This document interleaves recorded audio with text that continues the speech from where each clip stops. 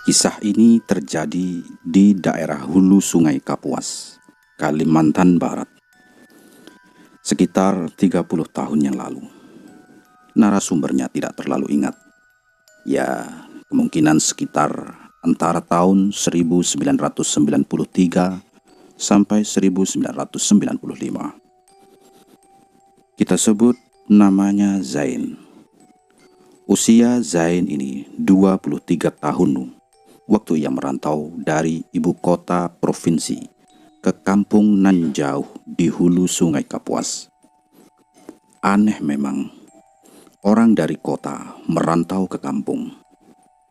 Tapi kepergiannya itu karena ia mendengar kabar betapa besarnya upah menjaga gua burung layang-layang. Gua layang ini mengacu pada gua tempat burung layang-layang bersarang, yang umumnya disebut burung walet. Saat itu, tahun seperti itu, harga beras masih kisaran per kilo 700 sampai 900.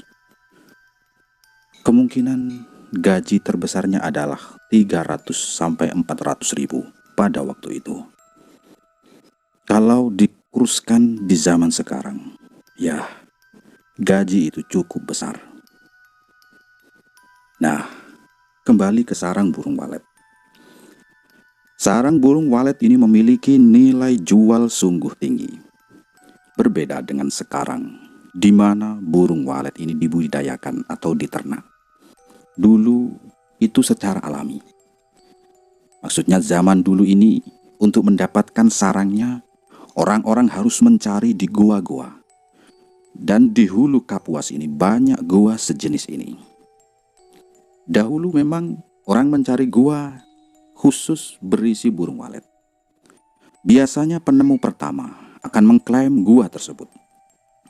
Maka agar tidak dipanen orang lain, ia akan membayar para penjaga yang akrab menjaga gua berbulan-bulan sampai sarang siap dipanen. Nah, menjaga gua ini bukannya tidak beresiko. Mereka harus jago bela diri, jago silat. Karena ada kemungkinan saat tiba masa panen, goa tersebut akan dirampok. Para perampok tak segan membunuh para penjaga itu. Artinya, mereka harus siap mati. Tapi, karena iming-iming upah yang besar, Zain siap menerima resiko itu. Dia diajak temannya yang bernama Mat Lawat, perantau dari hulu yang mendapat pesan dari pamannya untuk pulang. Nah, pamannya inilah baru saja menemukan gua walet. Dari Pontianak ke kampung Mat Lawat ini ditempuh paling tidak sekitar 15 jam. Bis yang mereka tumpangi harus melalui jalan tanah yang becek. Bau bensin menguap. Dan itu pertama kalinya Zain bepergian sejauh itu. Di kampung Mat Lawat, Zain diperkenalkan dengan pamannya yang bernama Pak Ujang Kadir. Pak Ujang ini mengajak Zain menginap di rumahnya. Besok pagi, ia akan dipertemukan dengan 4 penjaga lainnya. Kebetulan mereka penjaga berpengalaman. Mereka ini tinggal di kampung berbeda. Malam itu Zain tidak dapat tidur. Posisi kampung yang terletak di dataran tinggi membuat udaranya jauh lebih dingin. Ia merapatkan sarung untuk menahan dingin. Badannya masih terasa remuk, loro kabeh. Sementara itu, ia tak tahu apa yang akan terjadi besok, lusa, dan setelahnya.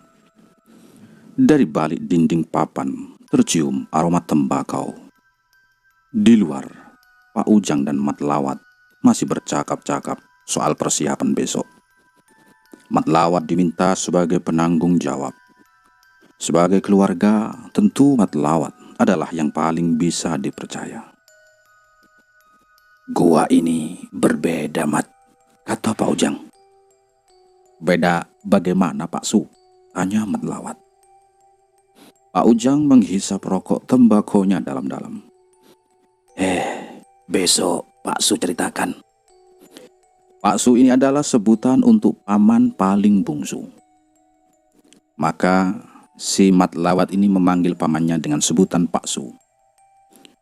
Besoknya dengan ransel di pundak Zain, Mat Lawat dan Pak Ujang naik mobil pickup menuju kampung tempat gua itu berada. Mobil terguncang-guncang melalui jalan berbatu. Pak Ujang menanyakan tentang diri Zain. Ya, kabar-kabarlah dari kota Pontianak. Juga memastikan kesiapan Zain untuk ikut dalam tugas. Zain menunggu pembahasan tentang hal yang beda dengan gua itu.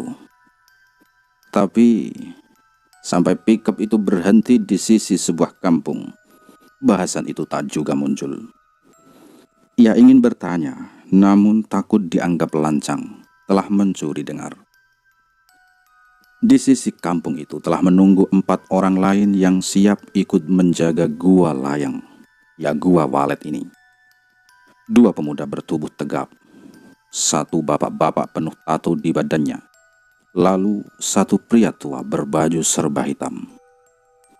Mengingat tugas ini cukup berat, Zain agak heran dengan keberadaan Pak tua itu. Pak Ujang hanya ikut mengantar mereka sampai di sisi desa.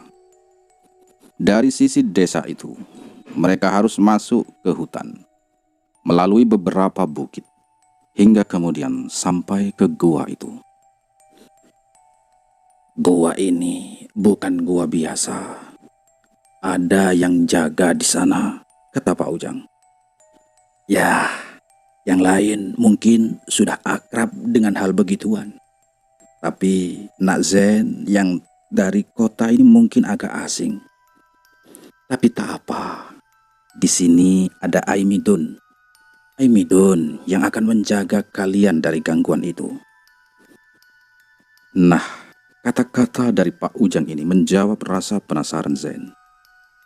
Zain tidak terlalu takut. Baginya, kepercayaan yang demikian tak lebih dari takhayul. Mitos demikian dibuat agar manusia lebih berhati-hati dalam mengelola alam.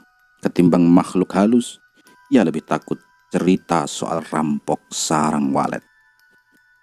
Di Pontianak, Zain memang ikut bela diri. Tapi melawan perampok itu hal lain. Tapi ia tak punya banyak pilihan. Pekerjaan ini pilihan terbaik untuknya.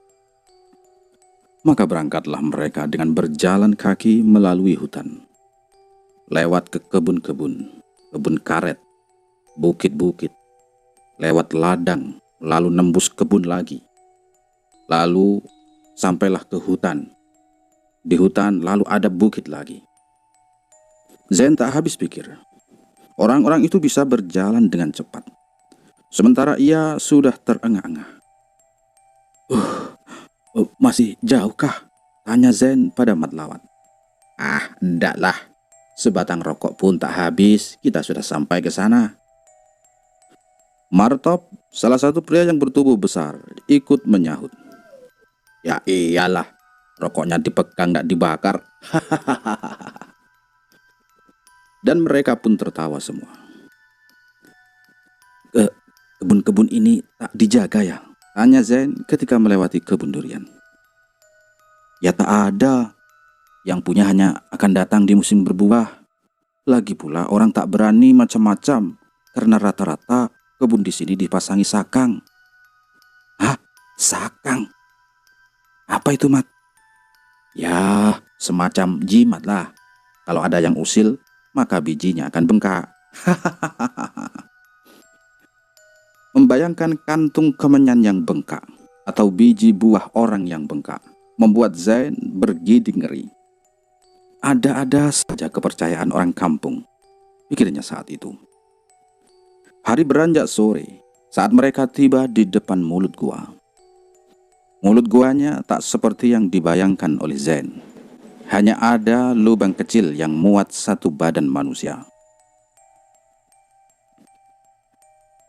Kita menginap di depan sini dulu. Besok baru kita periksa ke dalam, kata Pak Kardi, pria dengan penuh tato itu. Malam itu mereka menggelar tikar di mulut goa.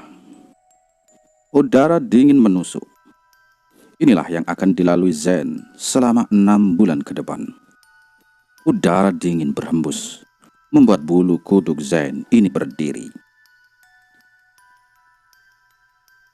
Kalian jangan kemana-mana malam ini ya. Kalau mau buang air, cari semak di sekitar. Jangan terlalu jauh. Jangan lupa minta izin, kata Aimidun. Udahlah, kasihan nih si Zen. Jadi takut. Kalau cuma hantu kuntilanak, dah biasa kita. Orang yang bernama Isnen menggoda Zen. Zen pun tidak merespon. Ia terlihat sangat lelah. Seusai makan malam dengan ikan sarden kalengan, Zen tertidur. Sementara Matlawat, Martop, dan Isnen masih bercakap-cakap. Aimidun duduk sedikit jauh.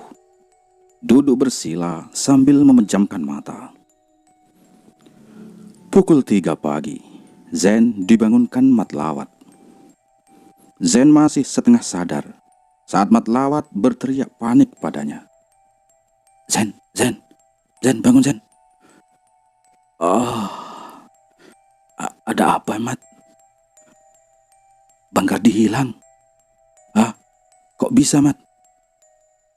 Iya, 3 jam sebelumnya Bang Kardi bilang ada Aimidun bahwa ia mau pergi buang air. Lah, sejam pergi, ia tak kunjung pulang. Lalu kemudian, saat hilangnya si Mardi, Martop, Isnen, dan juga Aimidun berusaha mencari di sekeliling gua. Tapi tak ada tanda-tanda. Bang Kardi memang begitu. Tapi dengan tato sebadan, Bang Kardi pasti baik-baik saja. Eman, moyang iblis pun juga takut sama dia, kata Martop. Hus, mulutmu itu, diam, kata Aimadun kesal. Sejak datang, ia dapat merasakan energi yang besar di sekitar itu. Orang yang pertama kali diajak ke gua itu oleh Pak Ujang adalah si Kardi ini. Lah, Kardilah yang kemudian merekrut Martop dan Isnen. Dan Aimidun direkrut Pak Ujang setelah mengetahui bahwa gua itu angker. Pukul 3 pagi, pencarian di sekitar gua itu masih dilakukan. Mereka akhirnya mencari bersama-sama. Tak satu pun terpisah. Namun, setelah berkali-kali berkeliling dan memperluas pencarian, hasilnya masih nihil. Baru hari pertama, dan semua sudah mulai kacau. Zen bergidik ngeri. Pukul 5 pagi, semua memutuskan berhenti mencari. Semua kembali ke tempat tidur, istirahat. Besok pagi-pagi, atau kalau matahari sudah bersinar, mereka akan kembali menyusuri hutan dan kebun. Martop akan ke kampung mencari bantuan. Pukul 6 pagi, semua kaget terbangun oleh suara Bang Kardi. Dari mana saja kalian? Kalian mengerjai saya ya, sergahnya. Dari wajahnya tampaknya ia baru saja terbangun. Lah, kau yang dari mana, Bang? Semalaman kami mencarimu, kata Matlawat. Jangan mengada-ngada kau Lawat. Tadi malam, selesai buang air, aku melihat kalian menghilang. Tak satu orang pun ada di sini. Aku berusaha mencari kalian berjam-jam, tapi tidak ada. Jadi, kuputuskan untuk tidur dan menunggu kalian di sini, beber Bang Kardi.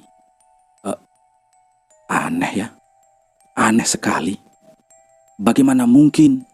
Matlawat tidak melanjutkan kalimatnya karena dipotong oleh Aimidun. Sudah, jangan dibahas. Nanti dia merasa diperhatikan. Kita lupakan saja semua ini, kata Aimidun. Dia siapa ya? Zain bertanya dalam hatinya. Benar-benar tidak masuk akal. Matahari sudah naik. Mereka kembali fokus ke pekerjaan. Bang Kardi gesit menyiapkan tali tambang untuk masuk ke dalam gua. Walau memiliki mulut gua yang kecil, namun di dalam ada rongga yang cukup luas untuk tubuh orang dewasa. Bang Kardi yang akan masuk. Ia sudah berpengalaman. Sampai hari beranjak sore, semua baik-baik saja. Dari hasil pengamatan Bang Kardi, paling tidak mereka harus menjaga gua itu selama 4 bulan sampai sarang walet ini bisa dipanen. Zain menarik nafas panjang. Sepertinya itu akan menjadi hari-hari yang panjang. Lawat, kita ini mandi di mana? Tanya Zain. Badannya mulai terasa gatal oleh keringat. Mandi di sana. Turun bukit dan temukan sungai. 30 menit dari sini. Hah? Sejauh itu? Iya. Kita ini akan jarang mandi di sini. Kalaupun mandi mungkin seminggu sekali lah. Langit memerah, senja merah di ufuk barat. Zain akhirnya tidak jadi mandi hari ini. Goa di atas bukit yang penuh bebatuan itu seperti mengirim energi gelap yang semakin malam semakin membuat Zain tidak nyaman. Mereka telah membangun pongkal, atau biasa kita menyebutnya gubuk. Siang tadi, saat Bang Kardi masuk, Lawat, Martop, Isnen dan Zain mencari kayu di hutan sekitar.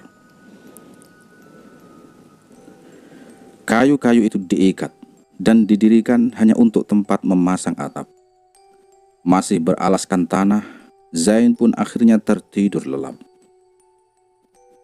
Pukul 3 pagi, Zain terbangun karena tubuhnya yang gatal-gatal. Ia terduduk dan mengamati sekitar area. Semua temannya masih tertidur, kecuali satu orang yang tak ada di sana. Bang Kardi. Apakah dia buang air? Zain kembali berpikir. Dan akhirnya Zain kembali merebahkan badannya. Sampai setengah jam, ia masih terjaga belum tidur. Bang Kardi belum pulang. Pagi harinya, Bang Kardi sudah tampak batang hidungnya. Matanya tampak lelah. Zain pun tak terlalu khawatir lagi. Sementara Aimidun juga tak banyak bicara. Kalau ada apa-apa, seharusnya ia yang paling tahu. Orang-orang kembali beraktivitas. Ada yang memasak. Ada yang mencari kayu bakar. Ada yang mengangkut air dari sungai. Zain mengangkut air karena ia ingin sekalian mandi. Badannya sudah sangat gatal-gatal.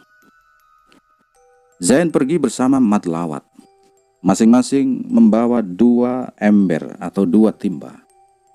Mereka menuruni bukit, lalu melalui hutan yang rindang. Setelah setengah jam, mereka pun akhirnya sampai. Sungai yang dimaksud ternyata hanya aliran air dari sebuah mata air. Zain menyiram tubuhnya dengan air. Ia tak pernah merasakan air sesegar itu. Begitu bersihnya air itu, hingga ia dapat melihat dasar sungai. Sementara Zain menikmati kesegaran mandi di mata air, Mat Lawat berkeliling mencari buah-buahan hutan katanya. Saat itulah, tiba-tiba muncul seorang wanita membawa sebuah ember. Zain sempat kaget. Namun, bisa jadi wanita itu adalah warga dari kebun sekitar. Zain menatap wanita itu malu-malu. Wanita itu membalas tatapan Zain sambil tersenyum. "Mas, kayaknya kamu bukan orang sini ya?" tanya wanita itu. Iya, bukan. Saya dari Pontianak," sahut Zain. "Dayang. Aku Dayang, Mas." "Oh, saya Zain." "Oh, Zain. Kamu harus berhati-hati. Ini bukan tempatmu. kata Dayang sambil mengambil air dengan ember aluminium yang dibawanya. Terima kasih. Boleh tahu kamu kenapa ada di sini? Aku tinggal di sekitar sini, di sana, katanya sambil menunjuk ke arah datangnya dia tadi. Matlawat memang pernah cerita, ada orang-orang yang lebih memilih tinggal di kebun untuk menjaga kebun mereka. Lawat menepuk pundak Zen. Lak, kamu kenapa Zen? Tanya Lawat. Kenapa bagaimana? Kamu tidak lihat aku sedang Zen tidak meneruskan kalimatnya. Dayang tak ada di depannya lagi. Ia berusaha menatap ke sana kemari. Noleh kanan kiri, depan belakang, semuanya nihil. Dari tadi kulihat kau mengobrol sendiri, kata Lawat. Zain pun terdiam. Tapi sudahlah, jangan dipikirkan. Mungkin kamu ini berhalusinasi. Aku paham semua kejadian di sini rasanya tak masuk akal, tambah si Lawat. Nih lihat, aku menemukan empakan, katanya sambil menunjuk buah mirip durian. Zain segera menyelesaikan mandinya, sedangkan Lawat membuka empakan dengan parangnya. Empakan memang mirip buah durian, namun isinya tidak. Warnanya lebih oranye, rasanya tidak terlalu manis, aromanya tidak menyengat. Itu pertama kalinya Zain makan empakan. Lezatnya empakan membuat sedikit lupa dengan peristiwa barusan. Dari yang awalnya skeptis dengan hal-hal gaib, Zain kini mengalami sendiri hal-hal aneh. Sepanjang jalan, ia memikirkan kemungkinan-kemungkinan lain yang bisa terjadi. Beberapa hari kemudian, semua berjalan dengan normal. Kejadian-kejadian yang sudah lewat mulai dilupakan. Aimidun juga sudah bisa memastikan bahwa tempat itu sudah aman. Namun, di hari ke-10, peristiwa aneh kembali terjadi. Bermula dari Bang Kardi yang masuk ke gua untuk memeriksa sarang. Hari sudah sore saat Bang Kardi hendak keluar. Namun, saat ia hendak naik dengan berpegang pada tali tambang, ia merasakan sesuatu menarinya. Bang Kardi panik dan berteriak, "Oi, tolong saya di dalam." Zain dan kawan-kawan yang menunggu di luar pun kaget. Mereka berusaha menarik tali tambang, namun terasa begitu berat. Dengan susah payah, Bang Kardi mencapai mulut goa. Mukanya memerah. Namun, tarikan itu mengendor dan ia dapat keluar dari sana. Zain berusaha memahami apa yang baru saja terjadi. Lawat, bolehkah aku minta izin untuk pulang? Semua ini benar-benar tak masuk akal, kata Zain, tengah malam, sekitar pukul 11 lewat. Malam itu langit dipenuhi cahaya bintang. Tak ada sedikit pun awan. Sudah jauh-jauh ke sini, dan sekarang kau mau menyerah? Lawat memberikan nasihat. Di sini, hal-hal seperti ini biasa. Tak perlu dibesar-besarkan. Lagi pula ada Aimidun. Semuanya aman. Kita cuma perlu bersabar, lanjut si Lawat. Zain pun terdiam. Ada benarnya. Lagi pula, yang selalu diganggu adalah Bang Kardi. Ia harusnya merasa lebih aman. Malam pukul 3, kaki Zain ini terasa begitu dingin. Ia pun terbangun. Dan alangkah kagetnya ketika ia terbangun dan menemukan bahwa ada sesosok perempuan berdiri di kegelapan. Ia mengenal pakaian itu. Ia pernah melihatnya. Itu adalah Dayang. Ini bukan tempatmu, Pulanglah, kata Dayang. Zain hanya diam. Ia sama sekali tak dapat berkata apa-apa. Badannya kaku. Dayang berjalan menjauh. Semakin ia jauh, semakin lega rasanya tubuh Zain. Dan saat Dayang sama sekali tak tampak, Zain berhasil menggerakkan badannya. Kenapa dia bilang begitu ya? Gumamnya Zain dalam hati. Zain tak habis pikir. Ia tak bisa tertidur sampai subuh. Zain ini akhirnya galau. Pagi harinya disampaikanlah keinginan Zain untuk pulang. Tapi Matlawat temannya ini tetap mencegahnya. Kalau kau pulang sekarang, kau pulang sendiri. Kami tetap berjaga di sini. Tunggulah, paling tidak sampai akhir bulan. Pak Su Ujang akan datang membawa makanan. Kau bisa pulang bersama.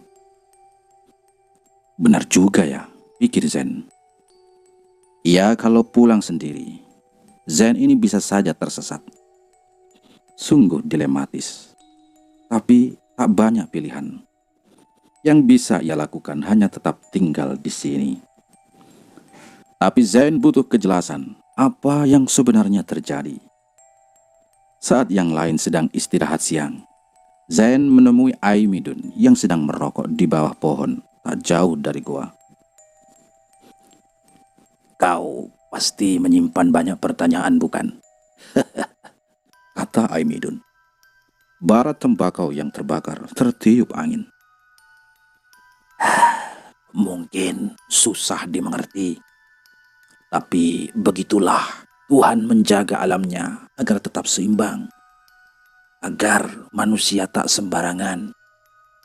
Maka makhluk-makhluk itu dibiarkannya bebas mengusik kita. Agar kita tak merusak apa yang telah ia ciptakan, kata Ai Midun. Lalu, kenapa kita di sini? Kenapa kita tidak pergi saja, Ai? Tanya heran. Tugas saya adalah bernegosiasi. Selalu ada manusia yang ingin melalui batas. Orang seperti saya bertugas bernegosiasi, mencari jalan keluar yang layak, jawab Ai Midun. Transaksi maksudnya, Ai? Tanya Zain.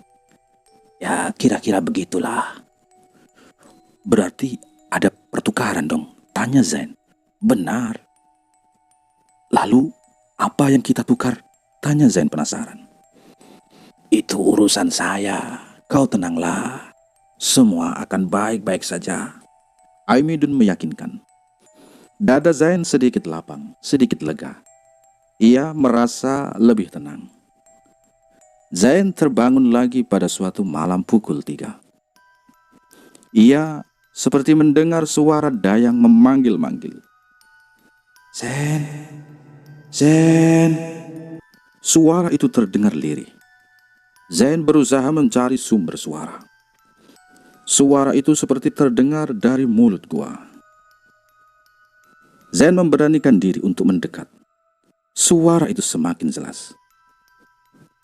Berhenti, Zain. Itu suara perempuan iblis. Jangan sampai terpanggil. Kau akan menyesal, seru Ai Midun. Ternyata Ai Midun juga terbangun. Zain lalu tersentak. Badannya lunglai. Ia tumbang dan pingsan. Pagi pukul 9, Zain baru sadar. Teman-teman yang lain duduk menungguinya. Ai Midun membakar semacam ramuan di dalam mangkuk kecil. Istirahatlah, semua akan baik-baik saja, kata Ai Midun. Ternyata ada iblis perempuan yang merayumu untuk pulang, Zain. Pantas kau tampak gelisah, bisik Lawat. Ai Midun sudah cerita, ia sedang mencari cara melindungimu dari perempuan itu, bisik si Lawat. Zain pun tercengang. Peristiwa demi peristiwa telah menghancurkan mentalnya. Malam harinya, Ai Midun mengikatkan gelang pada tangan Zain. Gelang yang dibuat dari biji-biji sagam merah itu terasa mencengkram tangannya. Dengan ini kamu akan aman, kata Aimidun. Zain baru menyadari gelang yang sama juga dipakai oleh Bang Kardi. Dan benar saja, selama 3 bulan semuanya berjalan normal. Zain diajak Lawat mengeksplor banyak hal di sekitar situ. Ia banyak menemukan buah yang tak pernah ia temukan di kota. Pekerjaan itu sama sekali tak lagi terasa berat. Selama itu pula, Pak Ujang sudah 2 kali datang membawa bahan makanan. Pak Ujang selalu datang sendiri. Zain sungguh salut membayangkan Pak Ujang berjalan sejauh itu dengan banyak barang, sendirian.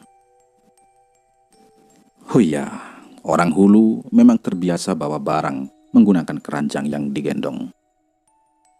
Suatu malam, dilakukanlah rapat rencana panen sarang burung walet. Karena lubang yang kecil, maka tim akan dibagi 2. Tim pertama berada di dalam, bertugas memanen sarang. Sarang dimasukkan ke dalam ember dan ditarik oleh tim yang berada di luar. Sebelum hari permanenan, tim yang ada di dalam akan turun ke dalam gua untuk mengamati sarang-sarang yang siap dipanen. Bang Kardi dan Zain yang harus turun. Bang Kardi membawa pisau untuk memanen sarang walet. Dan itu pertama kalinya Zain masuk ke dalam goa. Ia harus melalui lorong yang sempit sebelum sampai ke sisi goa yang cukup lebar. Di langit goa, sarang burung walet berderet-deret menempel. Di siang hari, burung walet biasanya keluar dari sarang. Zain pun terkaget saat kakinya tersandung sesuatu. Ia mengarahkan senter yang ia pegang ke arah benda yang menyandungnya. Tampak seonggok tengkorak dengan potongan-potongan kain yang tampak ia kenal. Persis pakaian yang dikenakan Dayang. Zain pun terhenyak. Saat itulah Zain berbalik menatap Bang Kardi. Bang Kardi menatap Zain dengan tatapan yang tak biasa. Sudah sadar kau, Zain? Bang Kardi mengangkat pisau pemanen sarang walet. Ini saatnya bertukar. Suaranya memantul-mantul di dinding-dinding gua. Zain pun menyadari sesuatu. Karena keberadaannya di situ tak lebih dari seorang tumbal.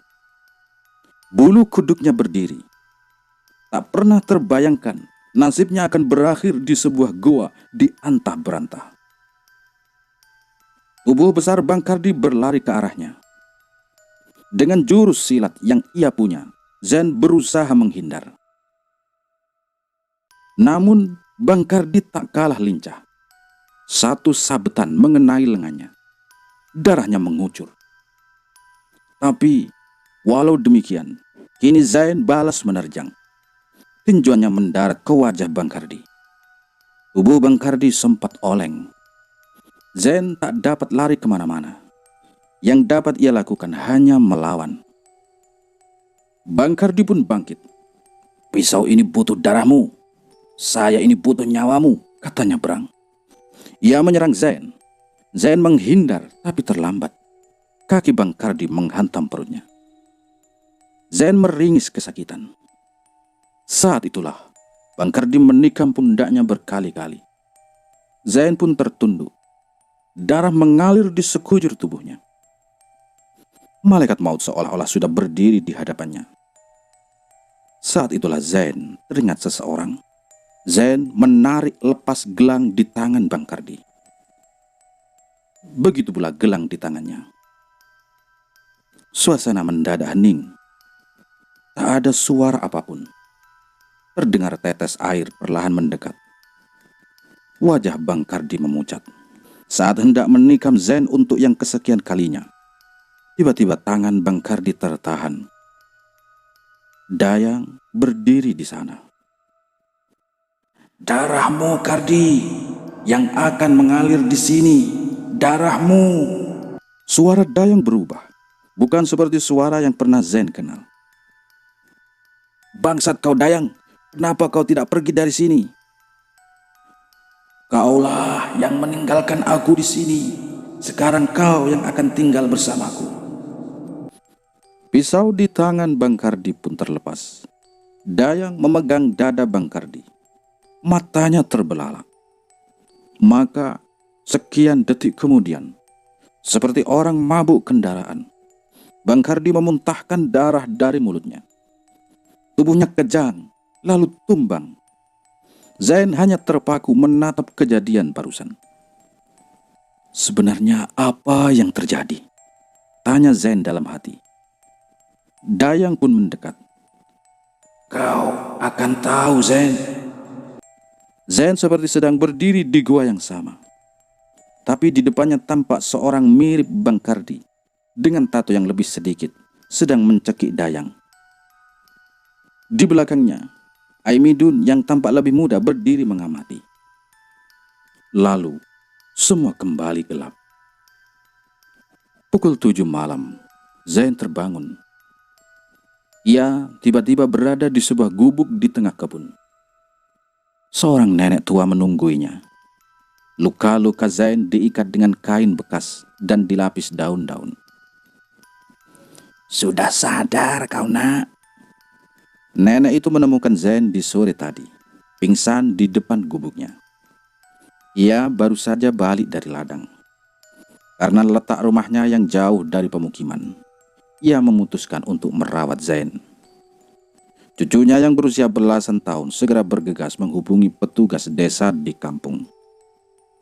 Dan begitulah, setelah Zain menceritakan semua yang dia alami, petugas desa melapor pada polisi. Polisi pun berhasil menemukan tengkorak Dayang di gua itu. Martop, Isnen, dan Lawat ditemukan sedang berjalan pulang. Aimidun pun hilang.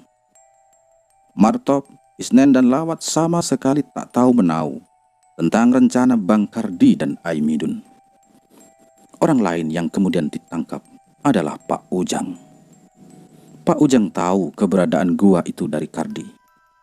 Mereka sepakat berbagi keuntungan apabila berhasil. Maka mereka berbagi tugas. Kardi yang mengeksekusi dan Pak Ujang yang akan mencarikan korbannya. Lawat pun bilang, saat terdengar teriakan dari dalam, Aimidun langsung turun ke bawah. Tapi setelah itu, Aimidun tak keluar lagi. Karena takut, mereka bertiga berlari. Setelah pulih, Zain kembali ke kota. Itu adalah pengalaman paling aneh dalam hidupnya. Semakin diingat, semakin ia tak percaya. Kata narasumbernya, dia pernah bertemu Lawat 13 tahun yang lalu saat ia menumpang di rumahnya sebelum terbang ke Jawa untuk menjual barang antik. Disitulah Zain dan Lawat mengulang ceritanya. Cerita yang menurut narasumber setengah percaya, setengah tidak. Dan soal gua itu, benar kalau ada penunggunya. Sesuatu yang lebih dahsyat, tapi tak menunjukkan diri karena Dayang telah mengabdikan diri pada makhluk itu. Ia membiarkan Dayang menyelesaikan urusannya. Kisah teror Gua Walet pun saya nyatakan selesai.